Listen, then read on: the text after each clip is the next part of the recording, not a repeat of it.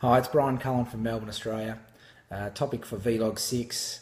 I've had a couple of goes at it, so if you see anything floating around, it just didn't, we had a break in the wireless connection. But Vlog 6 topic, finance for residential property developers. So not commercial, not anything else other than residential homes financing.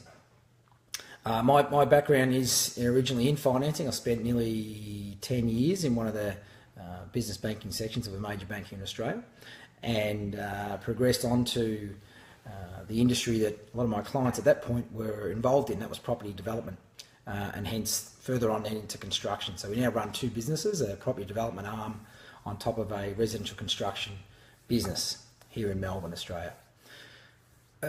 When we're looking at financing, and a couple of things that I would probably put to someone from the very beginning is to reverse the system here. Most people go looking for a deal first and then say, well, they're looking to build a couple of townhomes and how do we get the money and how many pre-sales, things like that. I would reverse the whole process. You need to, when you're building your team to begin with, you need to go and talk to the banks and get a feel for what are the type of transactions they're interested in doing right now. They might have issues with the location you're in. They might have a limit around the money they're lending there. You want to know all this information because the financing, there's so much money required to do these deals. Most people don't have $1 million in cash sitting in the bank. So you really want to get their feel for the type of transactions they see you in.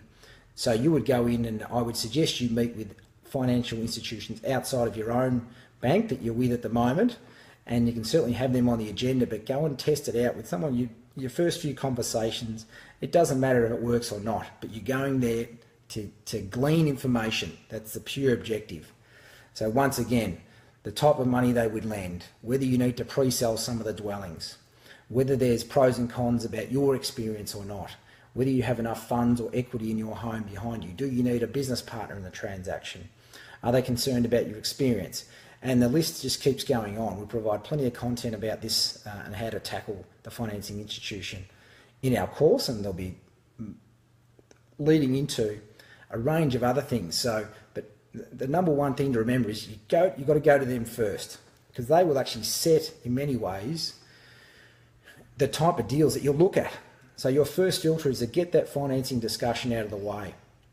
You'll then have a clearer perspective of, when you're searching for transactions, what fits and what doesn't. You can flick away the ones that are too difficult early on. Early on, you want to go for some easy hits. Don't get too far off the tram tracks. Get a couple of deals under the belt and show the financing institution that you know what you're doing. Really important early on. Different types of financing. You have access to second tier mortgages. You've got private funding. You've got joint venture deals, partners, business partners. You have peer-to-peer funding. There's a lot of disruption around financing in Australia at the moment, with some of the major banks pulling back from even really good transactions at this stage with pre-sales in place and so forth. So it's a real space that you have to upskill yourself on. To run a property development business, you must have excellent financing contacts. That leads into other types of transactions. So you have vendor financing. You can have put options down on property.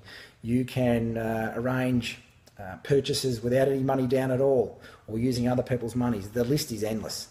The key element for me in anything regarding finance is if you have a great deal, the money will come for it. No question about it. The more sophisticated people around you and you can attach to you and your team, they will assist you in finding the money. So yeah, that's just how I want to finish on the topic today, that you actually start with the financing team, members, and assessment and presentations about what you're planning to do.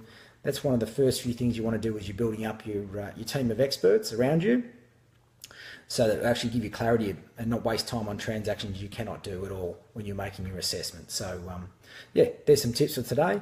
If you've got any questions about that, or you're looking to know a bit more, leave some comments below, and please let me know whether you think the topic's relevant. Thanks a lot.